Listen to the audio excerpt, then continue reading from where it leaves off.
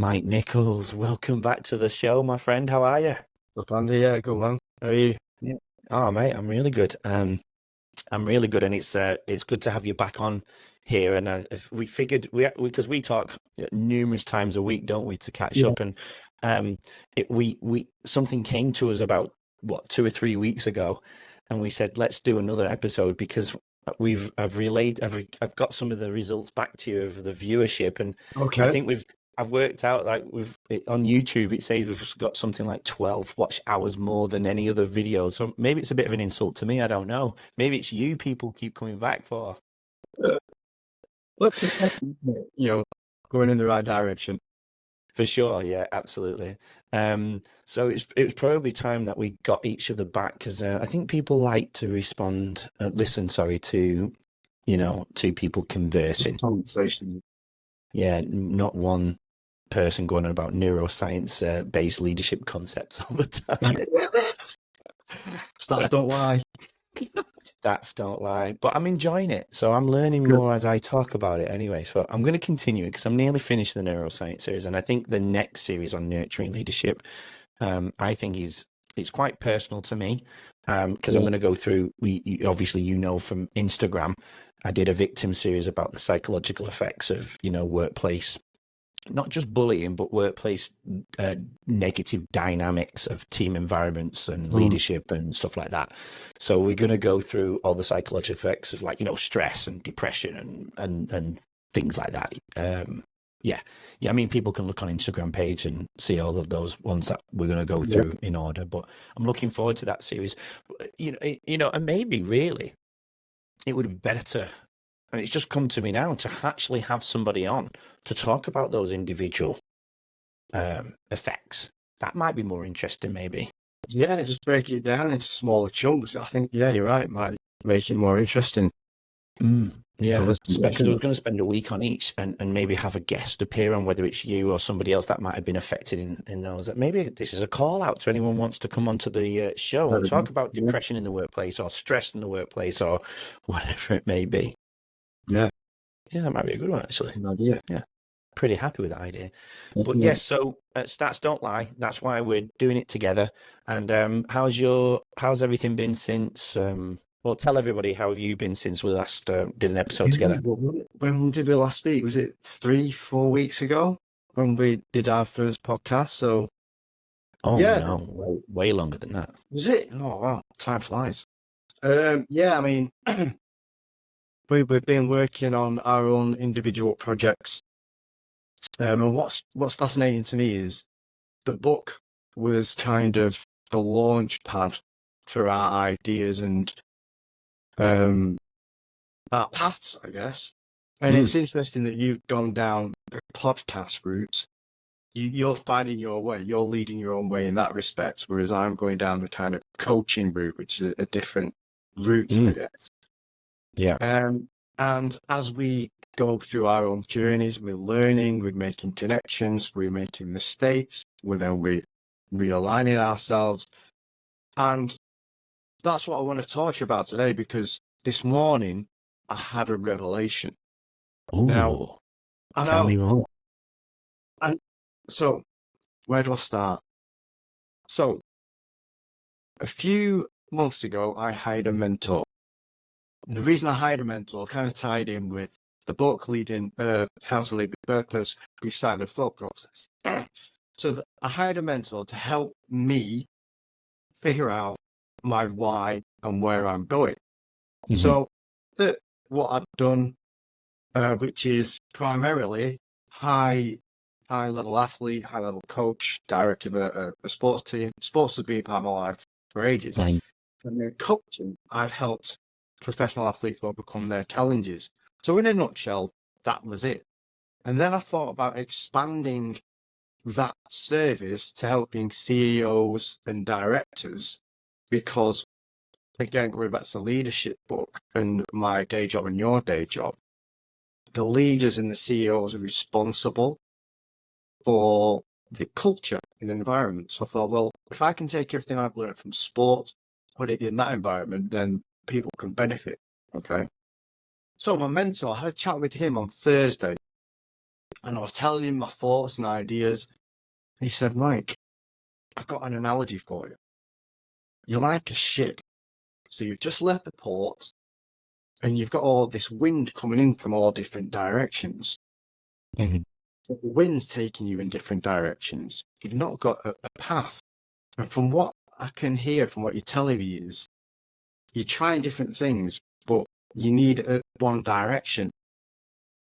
So I thought, you know what, you're right. So I carried on talking, and he said, Mike, focus on what you're passionate about. Focus on what you're telling me. I said, tell me. He said, it's clear that you want to work with athletes and you set up meetings with an organization who helps retired athletes go down that route. I was like, that makes sense. So I've connected with an organization called Life After Professional Sports. So I'm going down on the 20th of March for this open day where I'll meet some of the staff and some of the athletes and get an idea on how that works. So, you know, I think it's Simon Sinek talks about our why do we do it? What's our purpose? Right. My revelation this morning was this.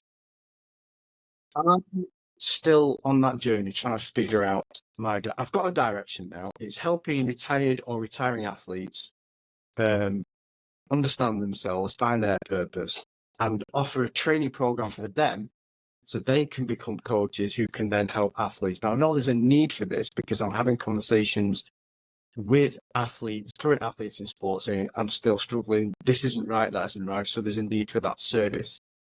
So the revelation was, well, going back to my why, I've told you before, I'm adopted. I got adopted when I was 6 weeks old.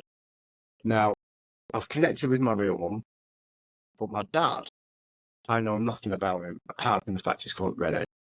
So a few months ago, I did a DNA test. What? On the DNA test, it showed up that I'm 50% Chinese. Now, over the years, I've had this interest in Zen, so mindfulness and energy and the flow of energy, that kind of thing. So on Ancestry.com, it tells you the areas where your DNA comes from. And there's 3 areas in China that my ancestors come from, like my dad. And when I Googled those areas and Googled the kind of religions that exist over there, it's Buddhism, which is related to Zen. Mhm. So then, that's the connection. But then how does that impact what I do? So again, Zen is all about chi or energy, and we all have energy, and that energy is demonstrated through our behaviors, our thoughts, and what we say.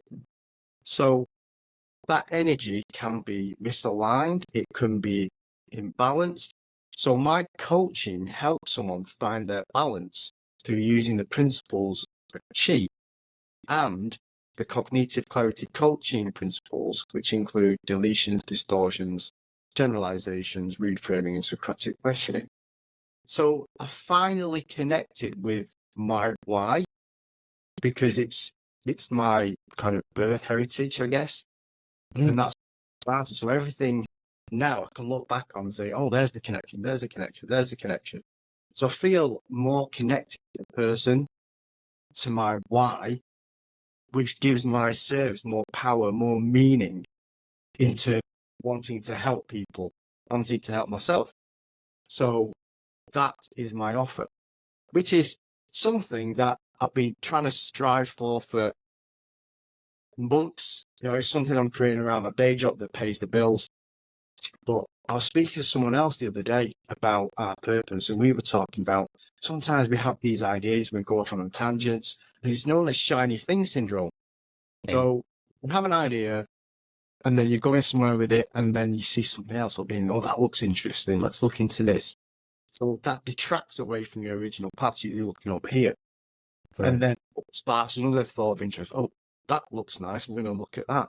And then before you know it, you're so far away from your original idea, you're just spinning so many plates, you feel lost, you feel overwhelmed. So now I feel back, focused on my purpose. And again, I'll just reiterate what that is. It's a service where I coach current professional athletes, but also train retiring or retired professional athletes to become coaches to then help athletes.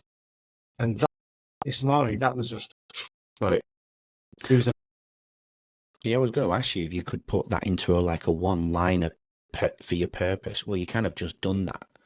mm, In a way, and I think it's important going off like even what Simon Sinek says. The reason why I came up with I reflected on my purpose, and that's why I did the purpose series before I did the neuroscience series yeah, on. yeah, Went through the historical perspective of purpose and the societal aspect of where purpose came from, and anyway. So I about a year and a half ago, because of him, I went kind of like, well, what is my purpose in a one line? If somebody asked me that question, it's sharp, quick, and effective.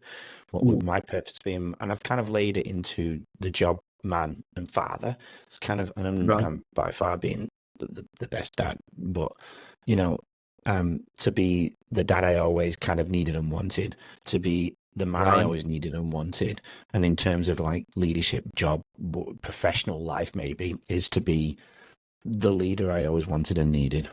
yeah. And I think they're three sharp, simple 4 or 5 words made into a meaningful sentence. So And it's yeah, and interesting you say that that's what you needed, which tells me mm, those were missing elements of part of your life earlier then. for sure, yeah, I think so. Right. Definitely, yeah. Yeah, I mean, again, going back to the book, being what you went through in the workplace. mm, I've opened up a little bit on leading our own way in a little intro video I did the other day about being bullied in the workplace. I don't know if they know what they did, and I know, being told to man up or just not getting along with these people. I'm okay with not getting along with people. It was yeah, a lot deeper than that, and many people didn't see it for a very, very long time.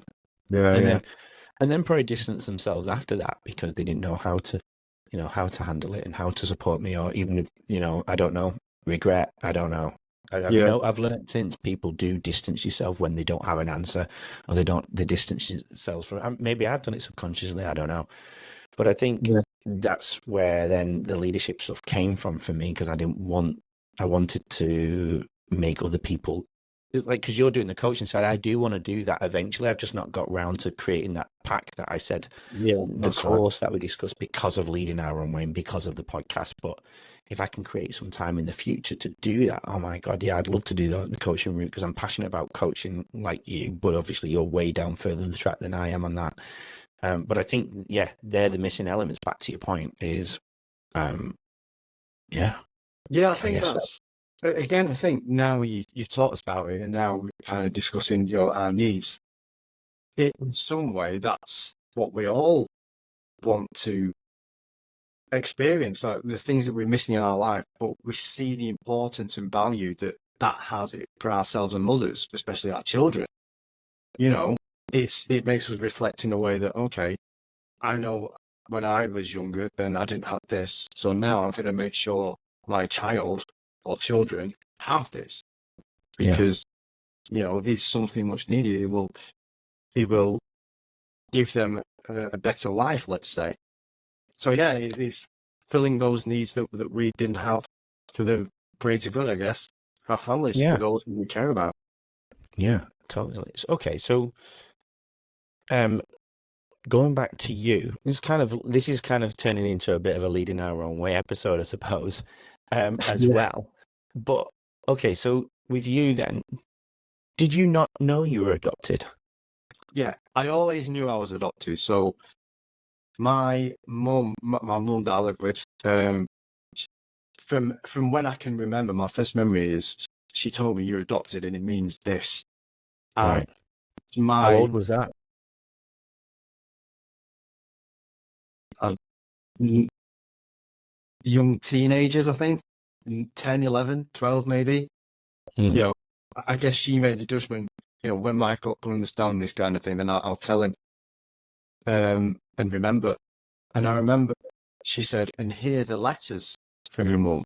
So she was corresponding with my mum. Because at the time, and this is what my mum told me, at the time she was married, my mum was married to someone, and they were going through the adoption process to get me. Unfortunately, he died halfway through the process. So the adopting agency, well, look, we're a bit concerned because now you're a single mum. But if you can prove to us you've got a good support network, we'll continue with that adoption process. And luckily, my mum has a good support network around her, so they went through the process. And she adopted me. And then she met someone who's now my dad. How long had you been with her? So, okay, let's go further back though. Hold on. I'm 6 weeks old. Right, yeah. So you were born 6 weeks old, passed over to your mum, your adopted mum. Yes. Right. And how old were you when the person she was with died? So your first, essentially, I suppose, dad, in a way, right? I don't know. Yeah, right. Weirdly.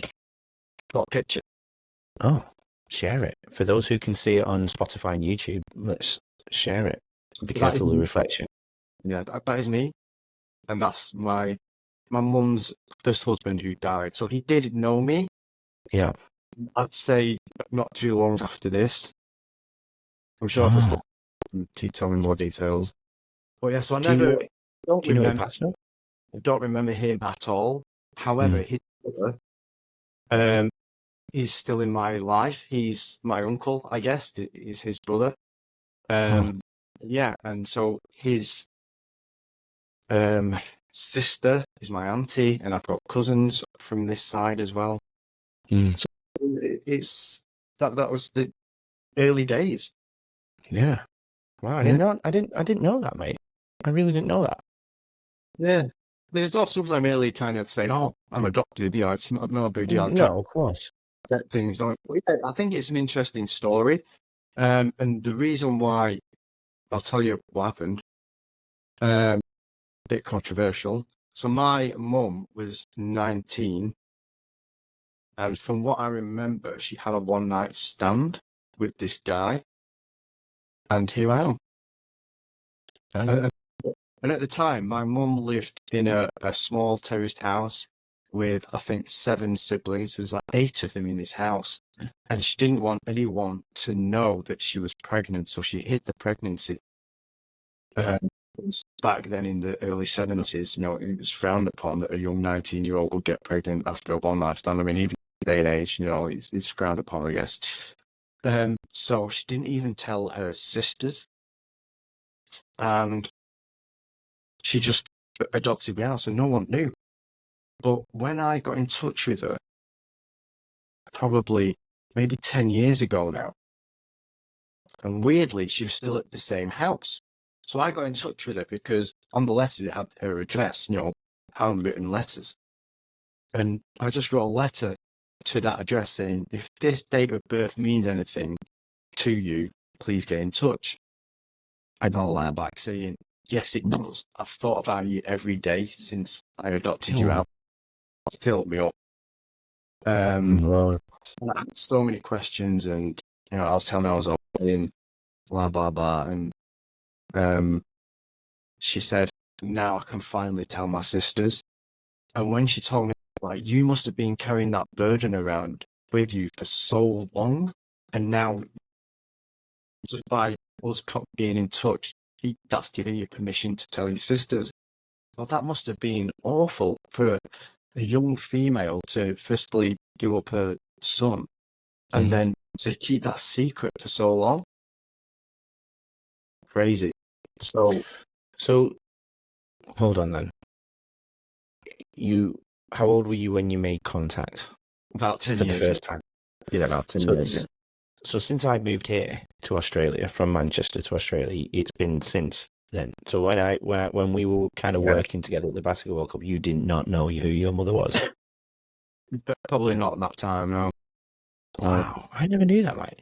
So, oh crap, this has turned into a real interesting leading our own way episode and / nurturing. I got to, gone off on a tangent. Didn't expect it today, guys. Shit. I got to the point, whether that was age or whatever it was, I just had an urge to get in touch with my parents to find out where I came from.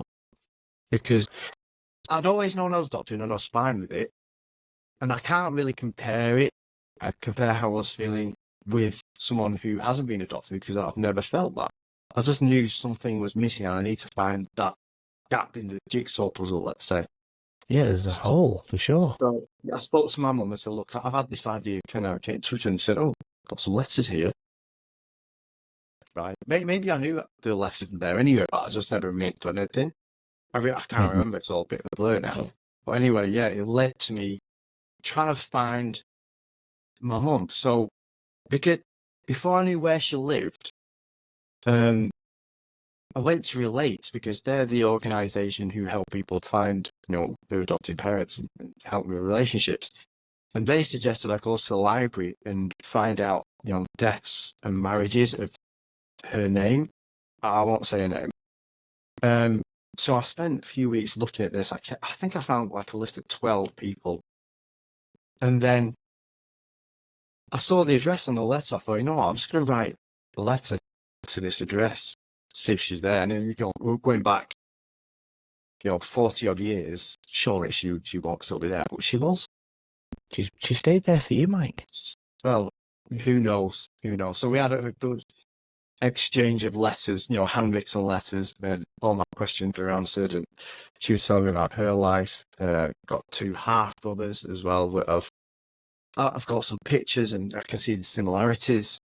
But then, unfortunately, I don't know why things didn't feel right for me, and maybe things did go right for her, and that just faded away. So I've not really communicated with her for maybe 7 years, maybe 8 years, but I'm okay with that.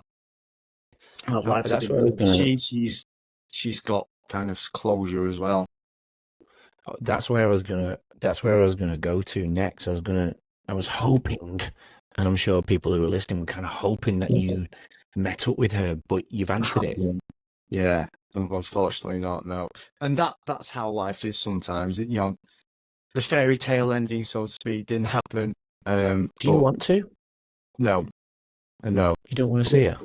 No. We. Why? I'm happy with life. I've got a mum. You have to kind of find some kind of justification in your decisions, and of course, life is about happiness. And for me, I did what I needed to do at that moment in time. I followed that journey for as long as I needed to follow that journey. And that journey ended. And then you got the answers you needed. Exactly, yes. We move on to our next journeys. Now, the only kind of gap, going back to my original revelation, was my dad. I know the area of China where he was from.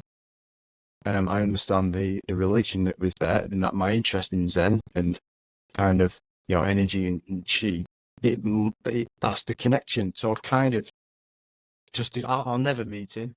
All I know is called Rene. So I have to embrace that discovery, let's say, of where he was from and how that connects with my interest in Zen and how I use the principles of Zen and Chi to my coaching practices. It all kind of fits in. It kind of makes sense. That makes perfect, I suppose, genetic sense of your origin. And I feel like we're going off the subject real quick. I've got questions. Go on. A lot of them. I've got a lot of them, and I need to order them in mind because I didn't expect this. I did not expect this in the slightest. Hold on. Let me gather my thoughts. This is putting my hosting skills into practice now, I suppose. Cool. Okay. Because normally I have a pre-interview. I wish we'd done a pre-interview. We talked about it, but you said, don't tell me anything, okay? No. Really flow. No, it's fascinating. Let's see where it goes. Yeah, no, I love it. No, I absolutely love it. While you're thinking of a question, let me just share this with anyone who's listening or watching. Yeah, go on. We all have our own journeys, and sometimes we have gaps in those journeys, and it's up to us as individuals to take the right actions to kind of fill those gaps. And sometimes that involves reaching out to someone to help you, as I did with a mentor. Sometimes, for me, I did a DNA test, and that opened up some new ideas for me. But you have to remember, at the end of the day, it's about your happiness and what you bring to the world. if you can figure out how to find happiness and how you can bring something positive to the world, then you are on the right path. I think for me, for my journey, that's where I am. That's my focus, and it's great to give back and it's great to share knowledge, but it's also great to understand what drives my happiness. And like Andy has, a young family. I've got a young family, and that's kind of bedrock really on which everything else sits. Mm. The discovery of my adoption and everything else adds to the person who I am today, and we've all got our different stories. What I suggest is embrace yourself as a person and just go with it. Be happy. Yeah, I think, and I was listening to a podcast a while ago, and I'm forgetting who the neuroscientist was, but I know she was talking to, I think she was talking to the author of The Source, Dr. Tara, who have messaged a few times. It's my mission to get her on Leading Our Own Way. It is my mission. She knows it too. She kind of ignored me, and I was like, I was just making a joke, because we're talking about manifestation and visual boards. And I said, she's on my visual board. I tried to make a connection with her about that. And I'm sure she found it funny. Maybe she didn't, but I messaged her back going, I was just a joke, but I am seeking her to get on the show one day. That is my goal. However, the person was talking about happiness, and there's three, I'm sure it was her talking to her. I'm questioning myself now because I think it was actually a male. However, they were saying 3 factors make up happiness. So happy isn't like a survival emotion. It's not part of the survival emotions. The positive end of the spectrum would be, like love, joy, excitement, and trust. But happy isn't a part of that. But the 3 factors that help make up the state of happiness, what you go through as happiness, would be having purpose, having satisfaction and enjoyment. And I think that what you've said is kind of concrete towards that point of happiness, because I can't imagine your situation. And when you tell me you're okay with not seeing it, in my mind, my naivety, I'm like, no, I've got, this is just my energy and my personality, Sure. right? Yeah. So I'm like, no, I've got to see it. Got to. Like, because I didn't meet my dad till I was 8, but I met him. So that's been answered. And, we have a relationship now. But, I think that gap is definitely there for me. So if I'd never still not met him, I can't imagine not wanting to know who he was. So I struggle with that. But you've just filled in the holes for me, because you've seemed to have those 3 factors: satisfaction, because you got the answers. The questions answered through your letters, and you've got your purpose kind of more filled in now with what we've been talking about with the journey that you've been on alongside me, but separate as well. And I suppose the next one I probably need questioning on is enjoyment. Do you have enjoyment in everything you are doing at the moment? Not everything brings me joy. There's some things on my day job, so that's recently changed. I went for an interview for something in the same company. There was a couple of things I had to address, which were addressed on Thursday. So that was 2 days ago. Looking up a new role in a couple of weeks, I think. Now that change is going to be a challenge for different reasons, but challenges for the right reasons. It'll allow me to use the leadership qualities I have to create positive change, and that's how I'm looking at that. The goal is to transition out of a traditional 9-to-5 role, so I can spend more energy doing the things that I know can affect more people in a more positive way, which is the coaching. Leading our own way, I am leading by making the decisions myself that take me in that direction. But even the journey, that process will bring you those 3 factors, though, right? Yes, it has to. You have to strive for kind of enjoyment and satisfaction. In your day role, if you're a person in a day job and every day is a chore and you just tolerate everything, find something in that role that gives you joy. Now, that might involve kind of reframing your thinking around how you approach that role or how you deal with different circumstances. And if it's really a role that you cannot find that joy or satisfaction in, leave. the job because it's not worth it in the long run of things, grand scheme of things. I know, and you know, it affects you as a person when you're in those roles that just are giving you that satisfaction and joy. And we have to lead our own way by making sometimes tough decisions to Of move up course. the environment to find joy and satisfaction. So yeah, Yeah. yeah, definitely. So with your mum, when you found out at 10, 11, was there any moment in that young teenage years going into early adulthood, times that you wanted to ask your mum questions? Like the mum that brought you up, did you ask her questions? Did you, because you said you didn't read the letters till you in your 40s. So she never gave them to you before that. Well, now I'm talking, I think. So I've got a little vision in my head where we're at our old house, and I must have been, because we just moved in, so I must have been 11 or 12.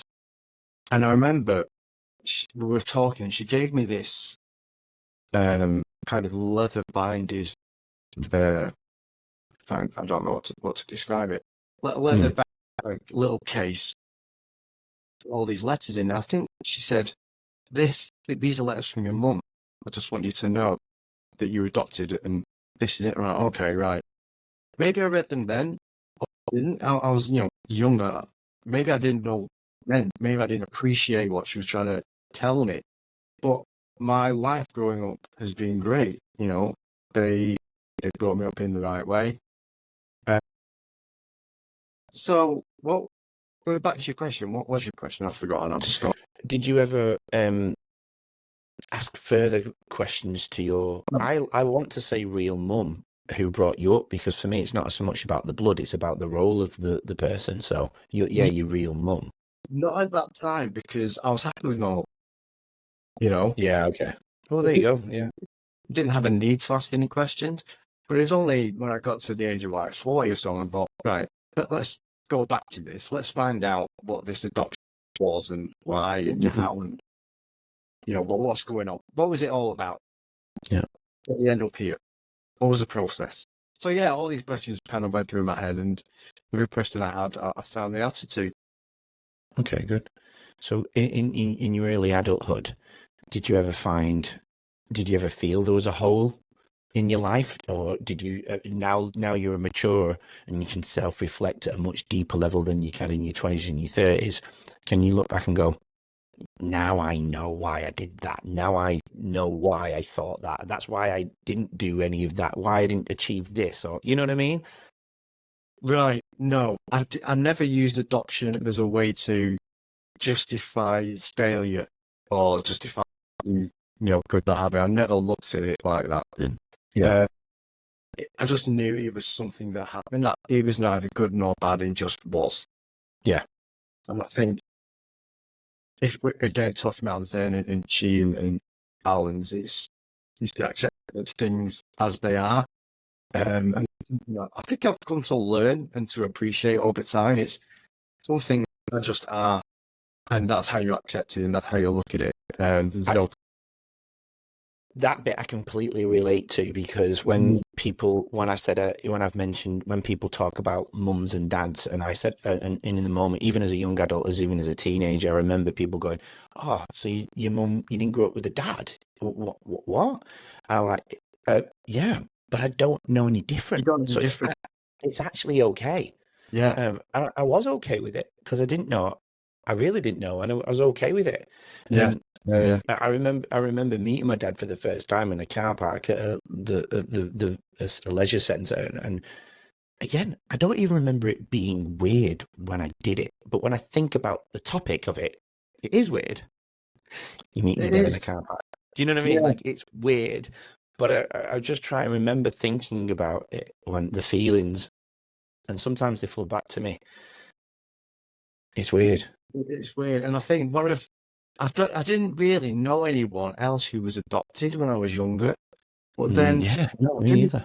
through the basketball community, and you'll know this guy.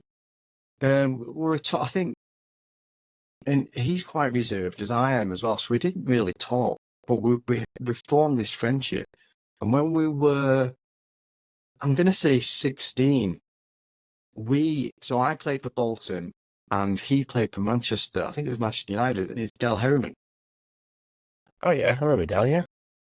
And he joined us to play in a junior tournament down in Solent. It was the Solent Festival. And he joined us that team, and he was staying at my house for the evening before we went down. I think we got talking about, life, and we got talking about adoption. And he said, "Oh, I'm adopted as well." So then he went on his own journey. So yeah, I think he was the first person I knew who was adopted. Yeah, we've talked about it briefly. We don't really talk much these days, but I still see him on, Facebook. So yeah, it's finding someone who was adopted and sharing those thoughts, was nice. Yeah, for sure. Yeah, it's just different. Being adopted is what it is. And you for life, don't we? Regardless of what that looks like. Yeah, you kind of accept your childhood for what it was. Like, I've met people even on Leading Our Own Way who have been through things in childhood, and they talk about, like, well, that was normal. We didn't question it at the time, whether their parents were alcoholics or drug related, or which have, people you're going to come across the guest when you watch it, and they talk about it, and it was just normal. It's when they get older, and that's why I ask those questions, because when they get older, they're self-reflective. And what you mentioned before, they don't want that for their own kids, They look back and they have some of the holes filled in, some of the questions that they filled in, because they take their minds back to whether it's psychology or therapy, and the people speak to them about, well, let's reach into your childhood. And I think there's a little bit of why I do the structure of Leading Our Own Way, when we go back, paint the picture of the present moment, and let's go back in time to where it kind of began, the journey began. I think it's not that I'm a therapist, by the way, because I'm far from it, but I think that's why it's interesting, because I think it does fill in the gaps for the audience, the people to listen to these and take, whether it's personal development strategies or if it's little tips, and go, well, because there's no scenarios exactly the same, but even if you can relate to it, it's interesting to, if I've got two guests who are very similar, which hasn't happened yet, but I'm sure I'll get guests that have got very similar stories to a previous guest. But people can go, oh, that's how that person did it, but that's how that person did it, and that's, every scenario is completely different anyway, but every person and every brain and every body and soul is completely different, and they'll all, because we all see the world in a different way. Even though we're looking at the same thing, we all see it in a different way, right? Exactly. Yeah. So paint a picture for us all then. What did you do leaving high school then? In terms of what? Just life. Basketball, job, whatever. High school, okay. So here's a story. I'm laughing because I'm ashamed of what happened here. Oh. So I'm not the best at education. Okay, I'll admit that. Yeah. But my best friend, we played on the same basketball team at Tannis Lane in Bolton. He got into the sixth form. That was his plan, to do A-levels. And I needed 4 GCSEs, at least grade C, to get into the sixth form. Anyway, I got those. It's like, yes, we're going to play on the same team again for another 2 years. And then I remember going into a lesson, I think it was communication studies. And I sat there, and the teacher's talking out line. Just don't get it, just don't understand. How many people thought that? And whether I panicked or whether, I don't know, I just I don't like this. I went to see the head, and I said, struggling. He said, what do you want to do? I said, well, I've got a couple of friends who are down at the college doing leisure studies. I had an interest in leisure. Can I see if there's any spaces on that course? And he said, yeah, go down, come back, let me know. Anyway, I went down to Bolton College, spoke to the tutor. He says, yeah, got space, do what you need to do. So I went back to school. Told the head teacher I'm leaving, spoke to my mum that evening and my dad. I said, yeah, if that works for you, go for it. So I left Cannon-Slade sixth form and went down to Bolton College for 2 years and did leisure studies. Now, the lesson there is, for anyone, is it's okay to do things, and if it's not working for you, make a change. We're not designed to do the right thing all the time. You know, go back to leading our own way. I don't want people to be stuck in decisions they made just to save face. It's not worth it. So looking back in hindsight, I made that decision. It was right for me because I just struggled. Like I said, I'm not that academically brilliant, but the leisure studies at Bolton College worked for me. So did the 2 years at Bolton College doing the leisure studies.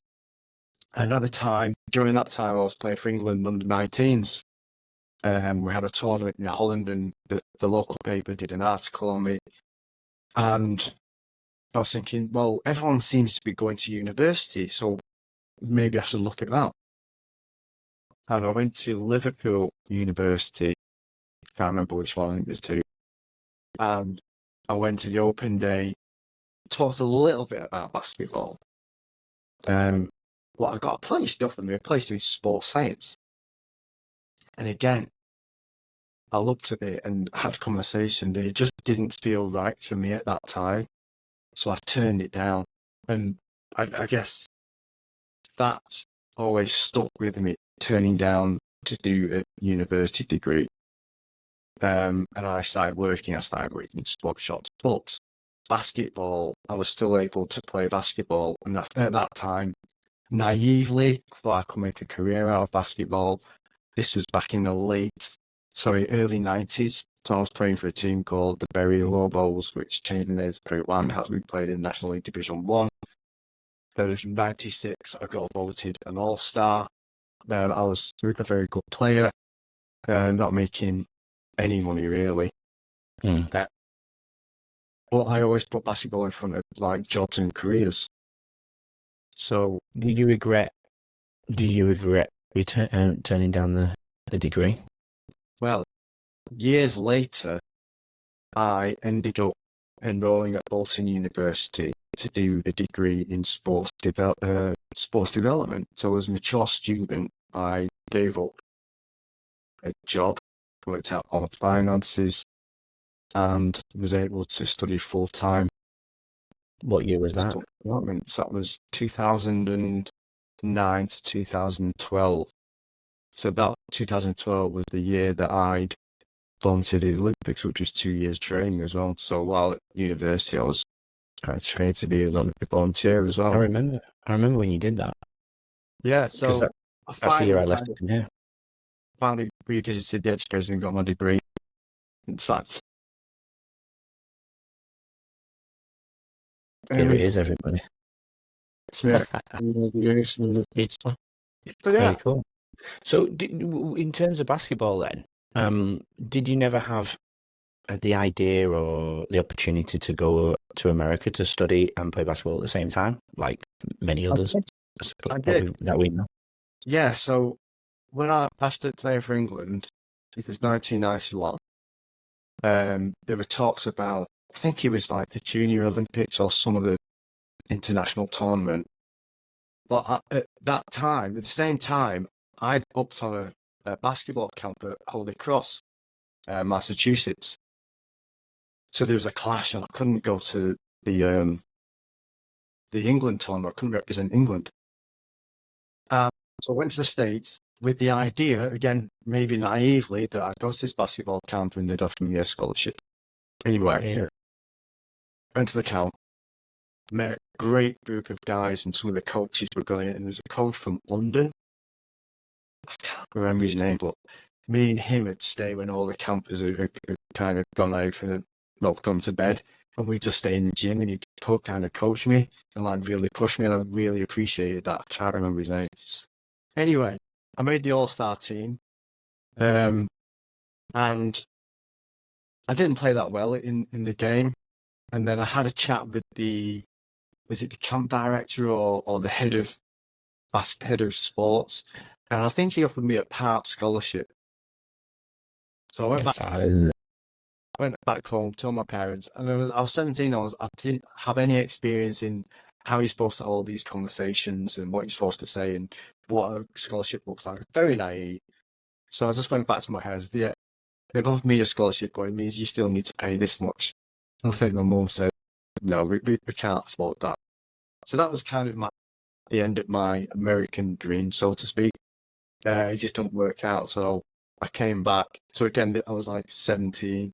So I just worked my way up into the National League Berry basketball team. Like I said, made an All-Star in 1996. And then the team folded in 97. And then I tried to play locally. And you know, the 90s was the kind of golden era of British basketball. We had the Manchester Giants playing out of the 9X Arena. Other teams playing out of arenas. There was a lot of money there, but with that attracting, you know, the Americans.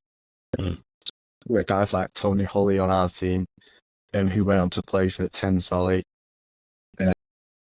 It was a great. I learned a lot about basketball. It was, you know, because I loved the game. It was a passion of mine. Yeah. And that's how we met. And that's how we met, through basketball. Yeah, so there you go. So many benefits from basketball and team sports. Don't forget Nick Nurse, who won an NBA championship, and That's right. Nick Nurse was at the Giants, 98, 2000, and he's won an NBA championship as a rookie head coach with Toronto Raptors. Right, and then and now you've got the old Sheffield Sharks coach, Chris Finch. Of the Wolves, Timberwolves, and they're top of the West at the moment. So you never know. Yeah. We might have another ex-England. I know they're both American, but they coached in the BBL. I remember it being at the National Trophy final. I used to work with a company called Hoop Stuff selling all the gear. That's how I was able to go to the All-Star game in 2004. I worked for Paul, a guy called Paul who owned Hoop Stuff. He took me to the All-Star game in LA 2004. That's how I got there. Anyway, I went to the toilet at the national finals. Random story, but Chris Finch walked past me and pees in the urinal next to me. That claims to fame? Oh no. Well, every time I'm watching it with my son, I'm going, he peed next to me. Yeah. That's a true story. Chris Finch peed next to me. Story. Yeah. Yeah, I went to the toilet and this guy was looking at me really weird. Nate's Chris Finch. Like, he's in the NBA now. Yeah. Just happy you weed next to me.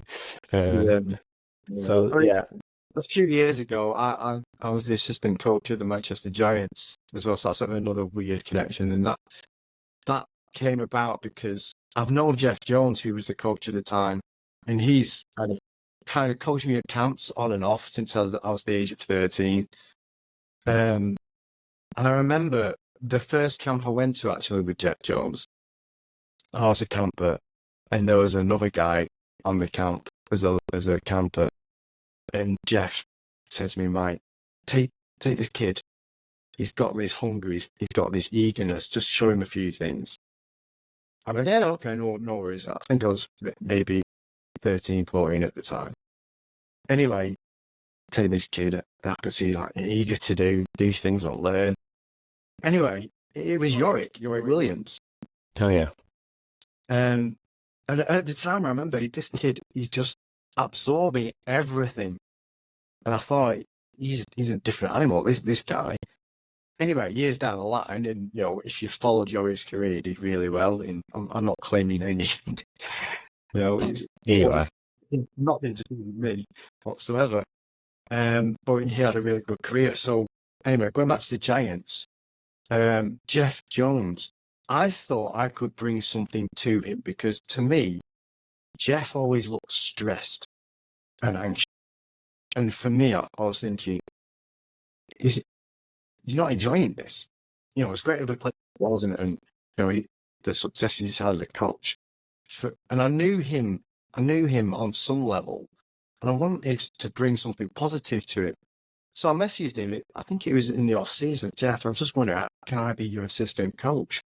And he said, oh, Mike, I can't say anything right now, but there's going to be a change.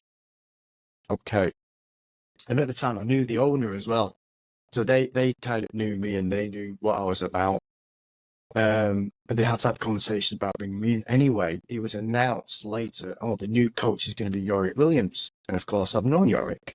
So me and Yorick had a chat, and I I presented it to him as I'm your yang to your yin, your yin and yang. And again, that comes back to Zen, the balance of the two opposing forces where he's quite, passionate and energetic, whereas I'm more calm.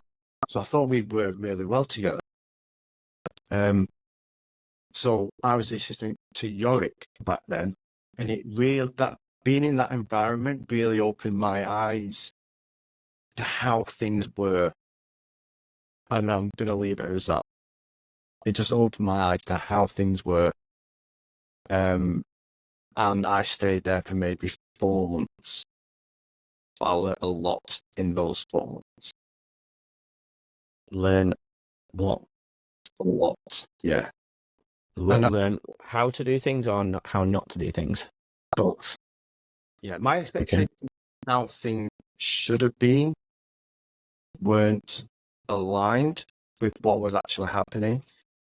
And if I had to look at it from their perspective, they were on a budget. And there were other things that I believed could have happened that didn't. And my way of dealing with things was different as well, just because of the training I'd had and perspectives, but among different coaching style. Learning curve, for sure. Anyway, that was my connection with the Giants. But I still got kind of connection with them a little bit. So one of the things, so if you follow the Manchester Giants, they've been through a transitional phase over the last few years. And I went to speak with Vince, who was brought in by the current owner, and suggesting that, I help him in some way. Anyway, Vince wasn't there long, so that kind of dissipated. Yeah. And I think what it's made me realise is I could feel myself going off on a tangent, so I'm going to stop myself right there. Because it's not relevant to this. Let us bring ourselves back to leading our own way, and that's part of my journey. With the Giants and basketball, there's always lessons there, and you can take little parts of that and insert it into your own personality, into your own kind of coaching methods and how you present yourself and how you look at the world. So I look at those days as very positive, and I kind of use those to help me for my offer, which I offer now, on how to do things, how to present things, what not to do, all with the purpose to bring enjoyment into myself, but also to help other people who have that need or desire to move from point A to point B. Yeah, I think you're very similar in when it comes to leadership, in the sense of having that human side. And I think what we brought us into the book with, like, again, Michael and Phil. And people might wonder why these books. This is not purely just because of the love of the game of basketball, but the elements that those people bring. Probably more Phil. He brings in that philosophy from. Is it it's Buddhism Zen, that he brings into and that human side. And I bring my coaching aspects and what my coaches kind of brought to me in my game, because I don't think I went as far as I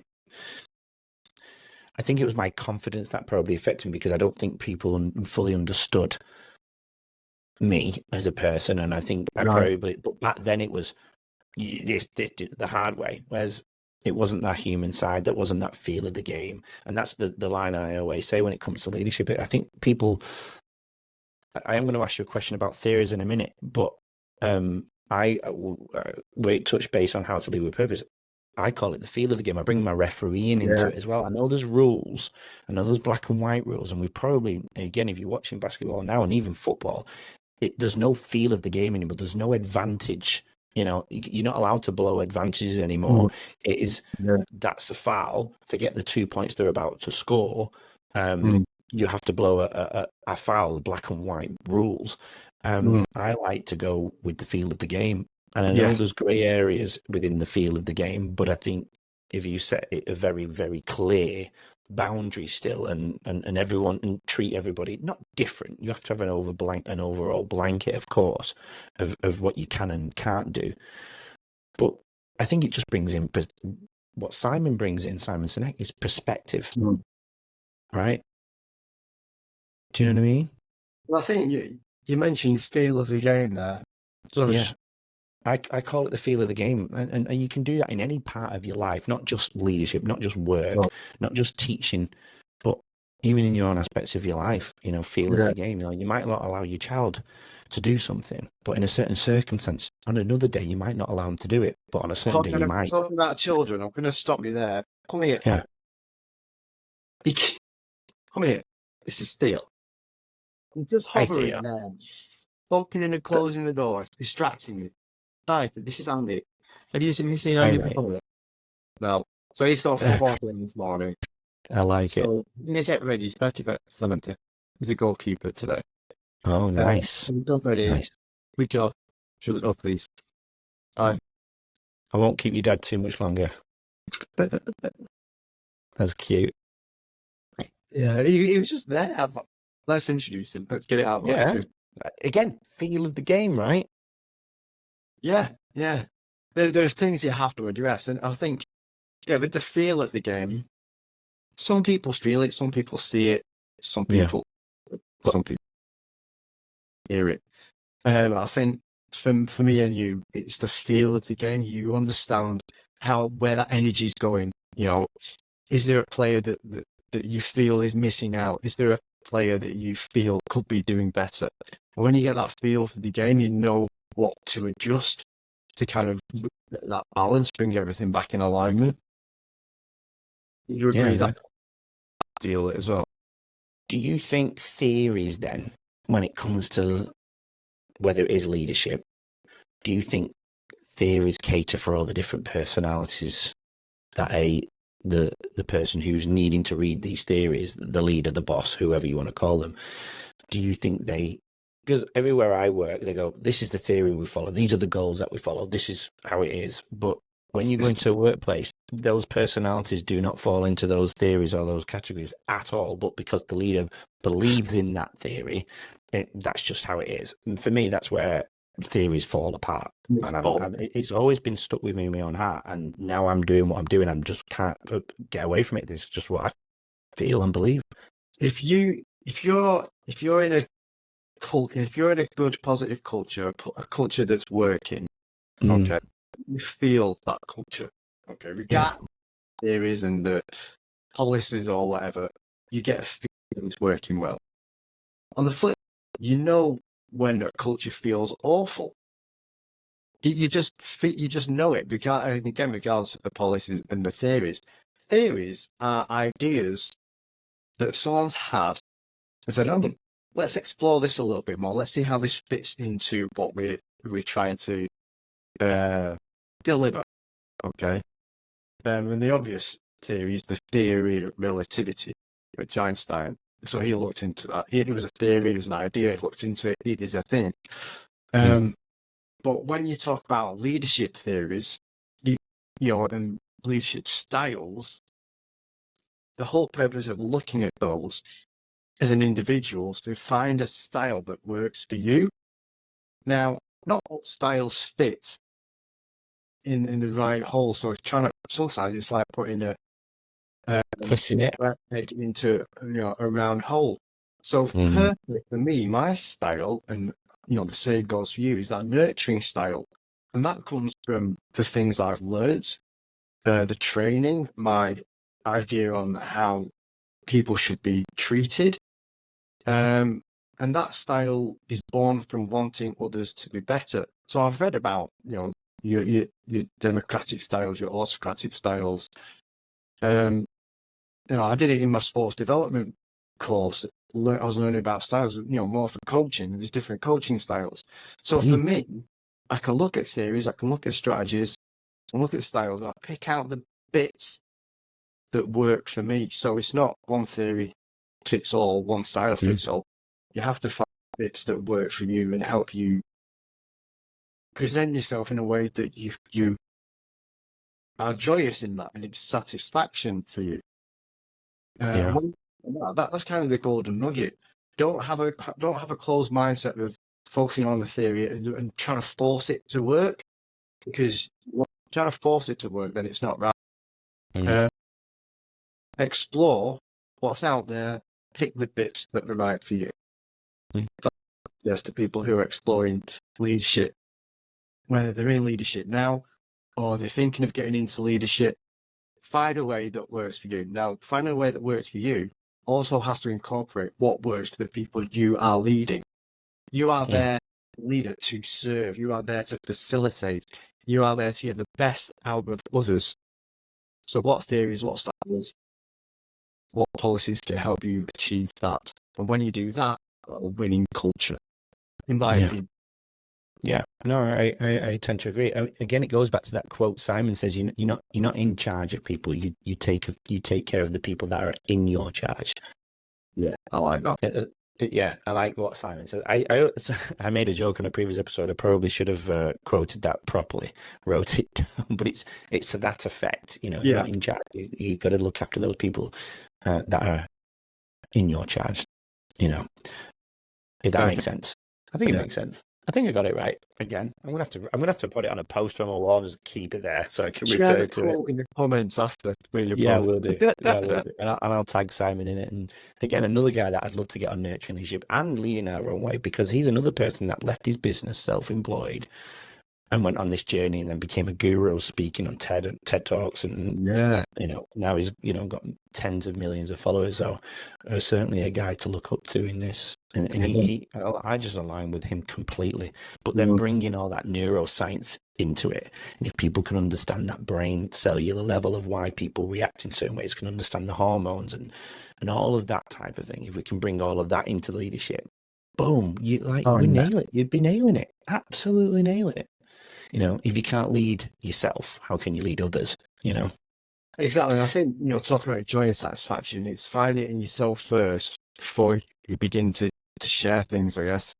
Because that's why module 1 of the Nurturing Leadership program, that I will, if the others don't go off in the direction I'd like them to, the first module will all be about the self. But I can only write the self if I'm reading these type of texts, literature, and that's why I'm doing all the sleep, the brain, because I think if we can understand the self, live it, talk about it, meet people like yourself, talk about it, and get people on here, learn from them, I can actually make a much deeper quality program, and then go and serve, whether it's education, whether it's health, whether it's sports, whether it's whatever.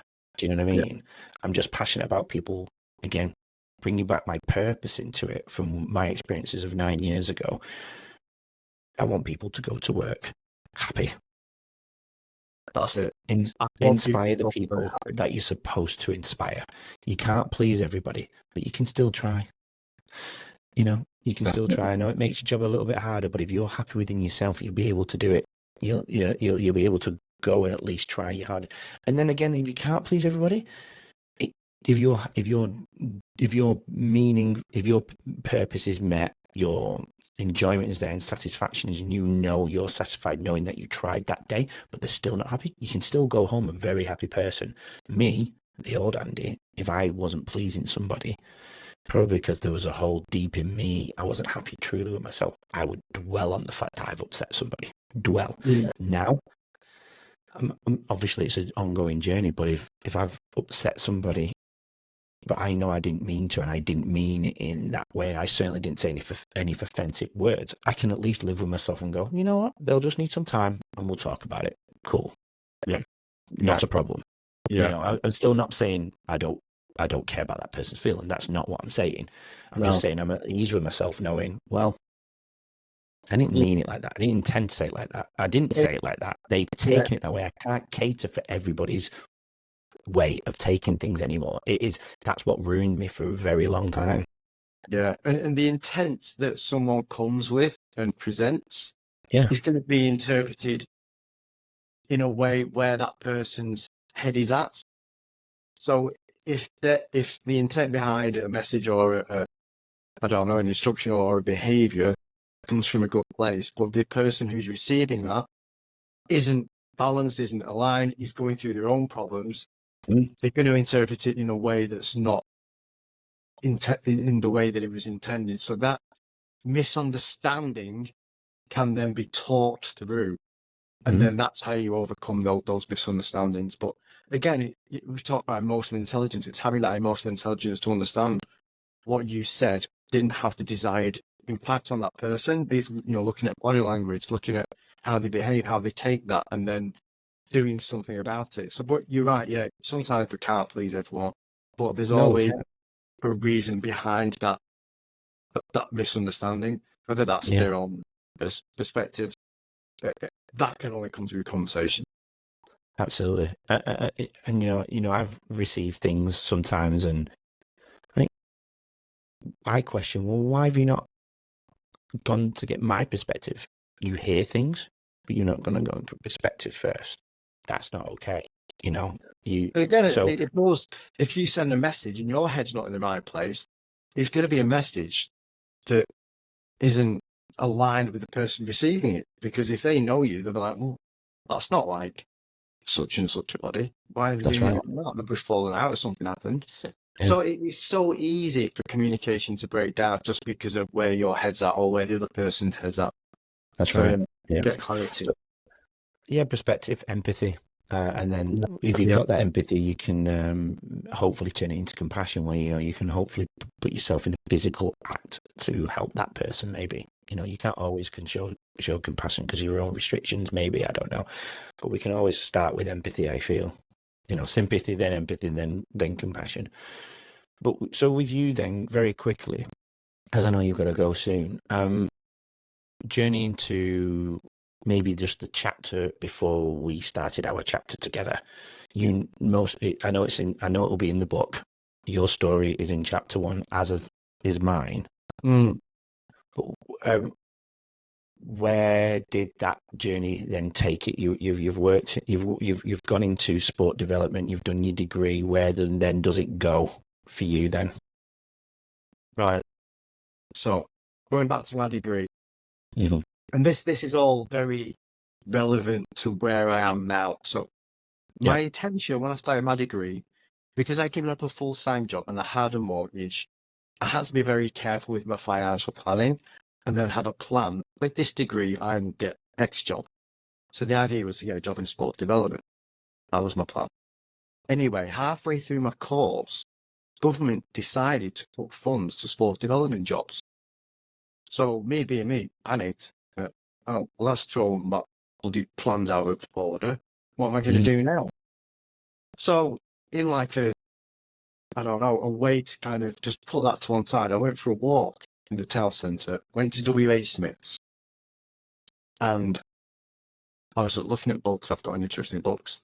And this colourful It's a shop in England, for those who don't know it, by the way. Yes, this is a shop in England. Forget I'm in Australia. It still exists, yeah. So they sell books. And this colourful book and the title called Just Get On With It just resonated right there. The title, Just Get On With It. Right. Opened it, as you do in bookshops, started reading it. I was like, this is interesting. Bought the book, took it home, read it, absorbed it, read it again, absorbed it. It's like, yes. And then at the back of the book was an email contact. Said, if this book, there's of interest to you, email me, let me know. So I emailed him, not expecting anything back. Anyway, email back, said, thanks for that. By the way, this is what I do. If you're interested, let's have a conversation. Long story short, he ended up being my mentor and trainer, and as did 2 other people who helped train me in neuro-linguistic programming, NLP. NLP is the kind of strategies that people like Tony Robbins, the American life coach, uses, Darren Brown uses, for very different reasons. NLP is all about how we look at the mind, how we perceive the world to be, and how we can change our thoughts to create different outcomes for ourselves. I found it fascinating. So I went on this course. I started helping people on the course, which was eye-opening. And then I helped people when I got back so I helped someone give up smoking. I helped a colleague overcome their fear of heights. I helped an actress overcome her fear of forgetting her lines. and then I helped people in basketball. Mm. So that was when my interest in helping people using NLP began. So on and off throughout my work was always secondary to me, I think. Work was just a way to earn money to pay the bills and to go on holidays. Well, that's what we're still doing now, though. Yeah. So, the transition for me will come at some point. Same. If we don't get some momentum. So the NLP aspects kind of brought my attention, and that's what I do, hence the book, because there's NLP strategies in there. And then it all ties in with the Zen. I'm just looking at my board now to remind myself the cognitive clarity coaching elements. So yeah, the leading our own way, the nurturing leadership book, and then my coaching offer. Have all been born from experiences in my life, and I've just taken them and gone with them because I felt there's some value in there to help other people. Yeah, I love it. Yes, well, on that note of your new book, tell everybody about your new book. My new book. Oh, that's right. Yeah. So how did you get that? I only got number 1 in 2 categories, but whatever. How to create a winning sports mind. So this is a book that I've thought about for some time.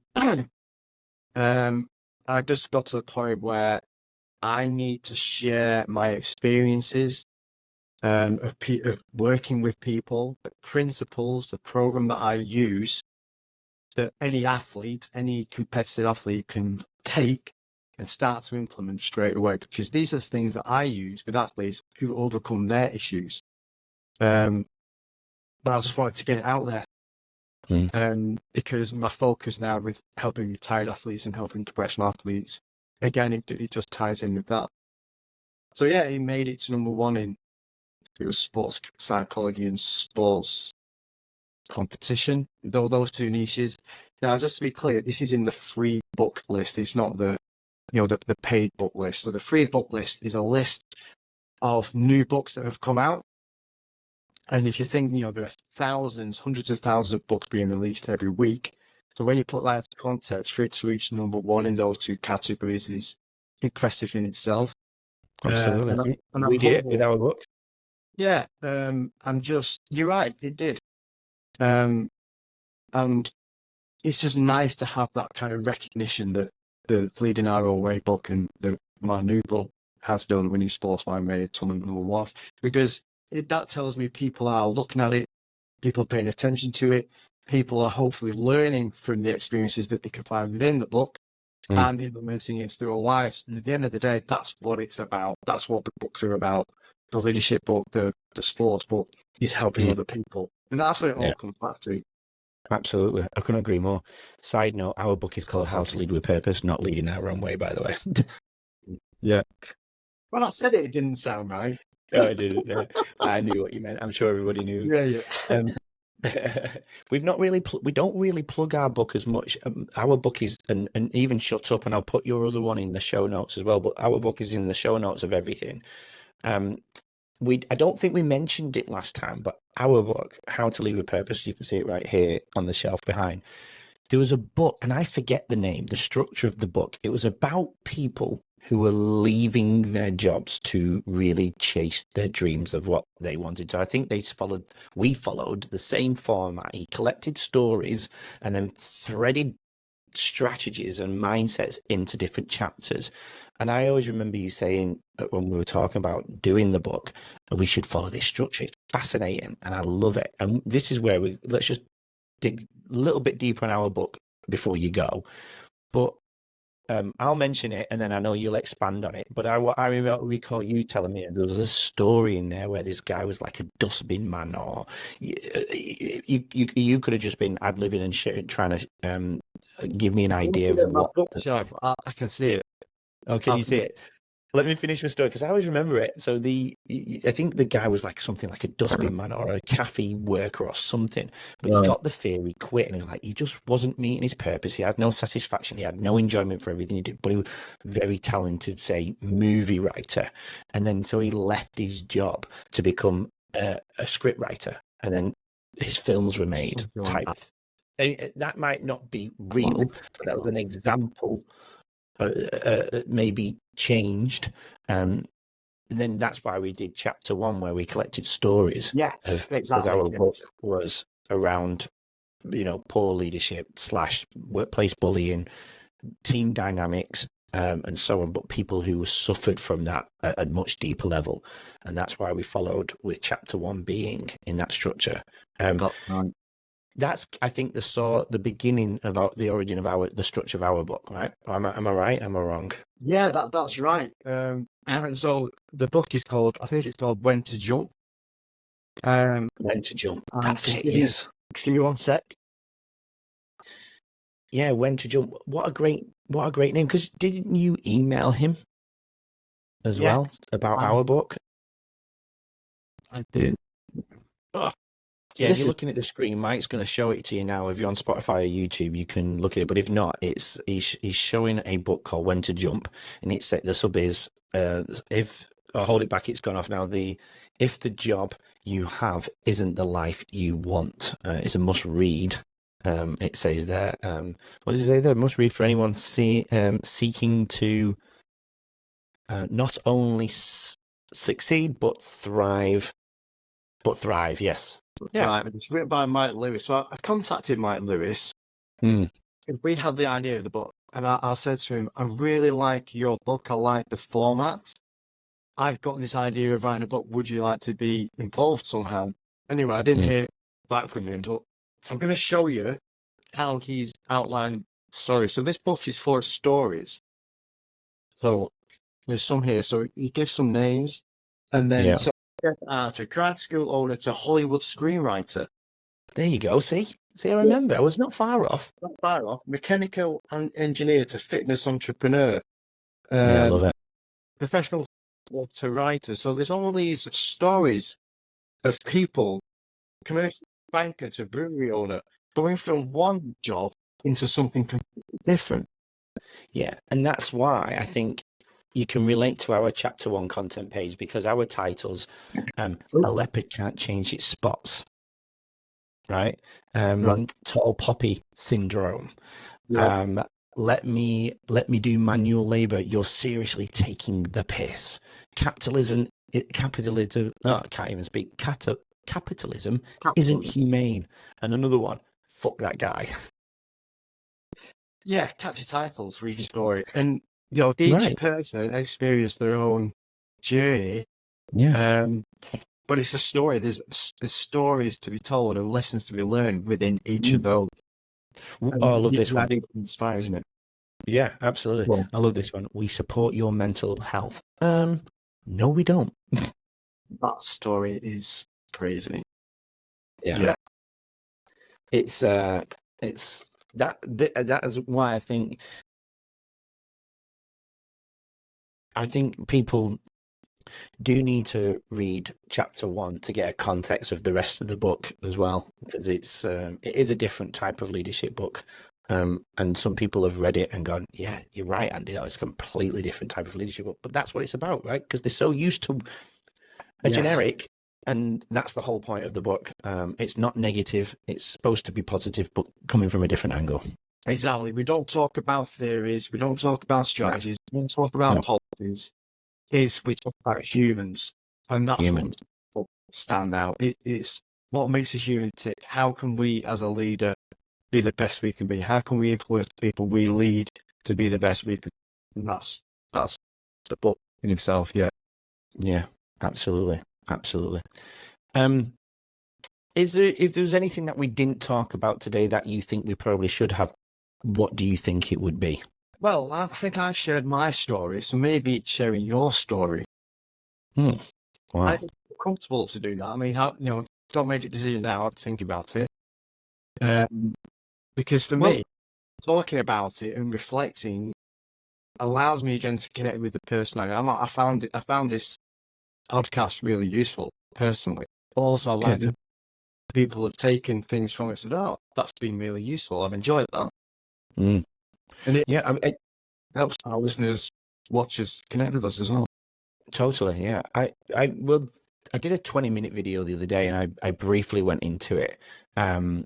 a little tiny bit. Again, like you know me, I could probably go on it for hours. I won't bore people with that lengthy journey. um, Obviously, the stories are in chapter 1. My story's in chapter 1 about not life, just the scenario that we went through. Same with you, with your title. I'll let people figure out what the title is of that book in chapter 1. I won't give that away. It's like with the rest of the people who are in there. We're not sharing names, are we? It's just all completely confidential. But yeah, no, I mean, you know me, I've been an open book. I think the reason why we did the book and now we're doing the podcast is because I've been such an open book.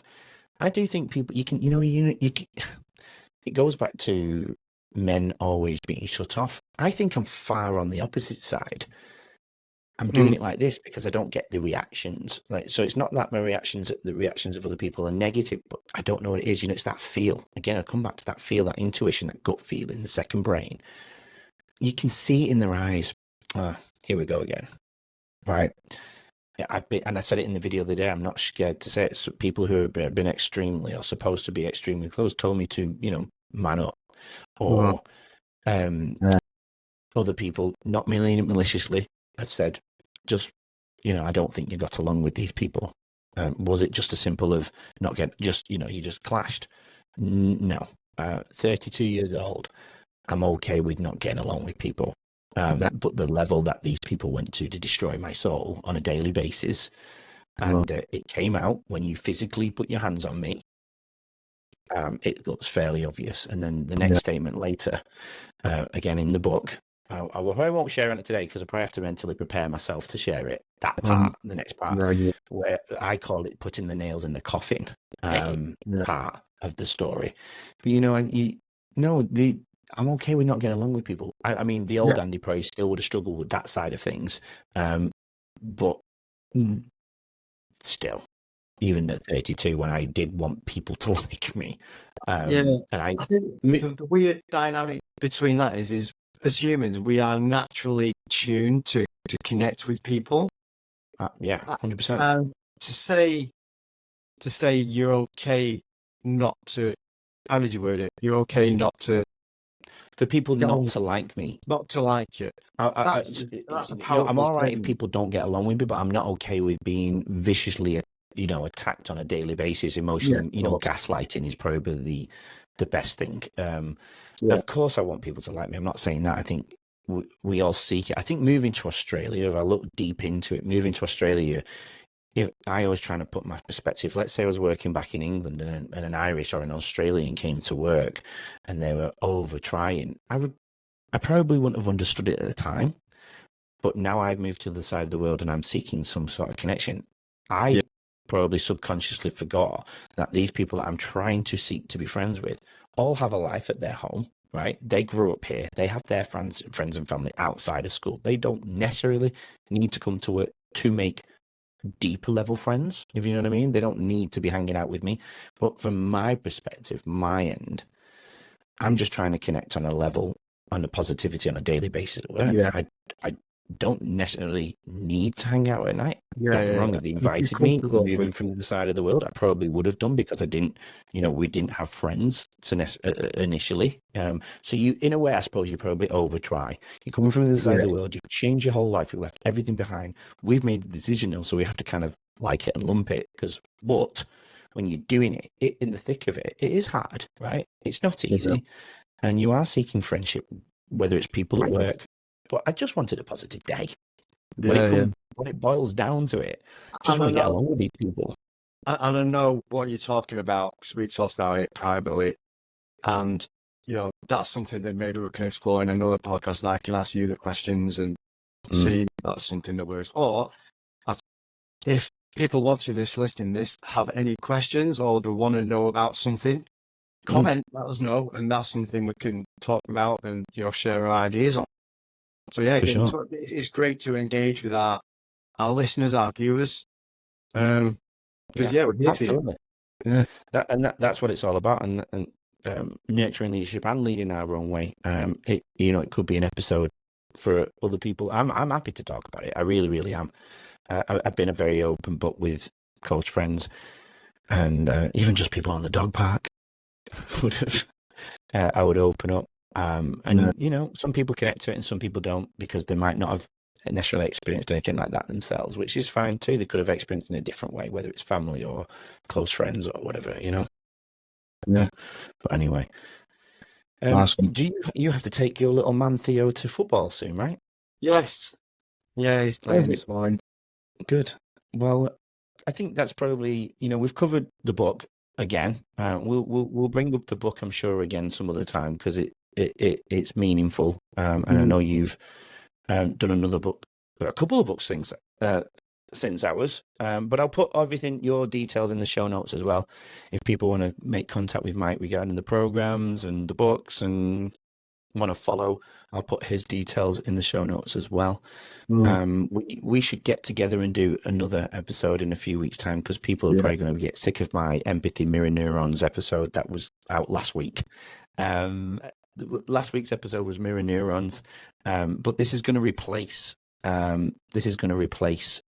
Oh, I've just lost you. Hold on a second. This is going to replace the episode for nurturing leadership. Also, I'm going to do a double episode of leading our own way in nurturing leadership. But the next episode on nurturing leadership, I'm going to get my notes up here. So after this week's episode of Mike and myself, let's quickly look at the profile. We're going to go with... Oh, it's getting further and further down now because I keep posting.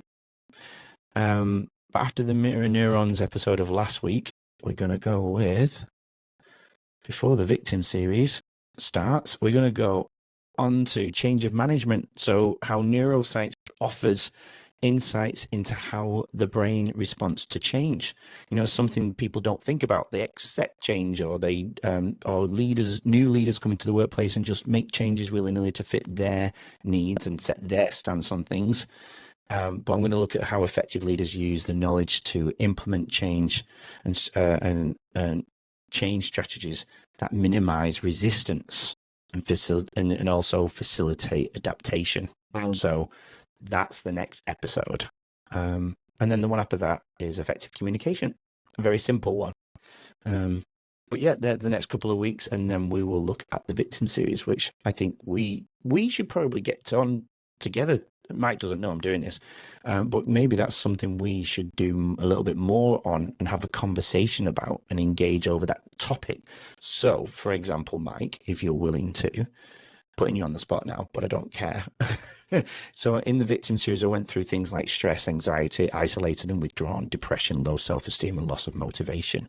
The first one part one was about bullying in the workplace and stress, the effects of stress of that. Maybe we should get together and have a topic around it and have a discussion. People seem to engage in our discussions more than me just talking. Have a think about it, Mike. It's a list. Excellent. All right, Mike, thank you for joining us on a special episode of Nurturing Leadership / bonus episode for Leading Our Own Way, because very soon, in the next week or two, I will be doing a 7-day countdown to the first ever guest of Leading Our Own Way, Mr. James. I'm really excited about that. Yes. I don't want to tell people might already know, but I'm not going to mention it just in case people have not clicked. But he has a special job and he changed his whole life to do it, and it is absolutely fascinating. And not just that, the things he went through in order to make that decision just will blow everybody's mind. It was such and there's things I did on that episode that I didn't even know about Jake, and I've known Jake for 20 years, and it brought tears to my eyes. And he's just it's going to be, I can't wait to get it out there. But I'm being patient because I'm waiting for my trailer and I'm waiting for some audio music to introduce it with. I know it sounds pathetic, but I just need those little bits, and then I'm going to do it. But everybody tune in to Leading Our Own Way. I know I'm going to watch it, even though I made it, and I know Mike's going to tune in to watch it. So let's make sure everybody else subscribes to the YouTube channel, Spotify. Right, watch, share. Absolutely. Yeah. So we're on, for those who don't know, YouTube and Spotify, you can watch it. Spotify, you can also do the audio, and Apple Podcasts is just audio, and we're on all of them. So please follow us on all the platforms. But until next time, from Mike and I, Nurturing leadership, leading our own way. Have a great week, everybody, and stay inspired. Nice. Have a good one, everybody. Bye-bye. Bye-bye. Thank you for tuning into our Nurturing Leadership podcast, where we delve into the art of compassionate guidance and fostering growth. Your continued support is invaluable to us, so please subscribe and follow us on all your favourite platforms. We are currently on Spotify, Apple, and YouTube. Remember, great leadership starts with nurturing. Nurturing leadership creates lasting impact. Stay tuned for upcoming episodes filled with insightful discussions. We appreciate you joining on this journey. Thank you for listening.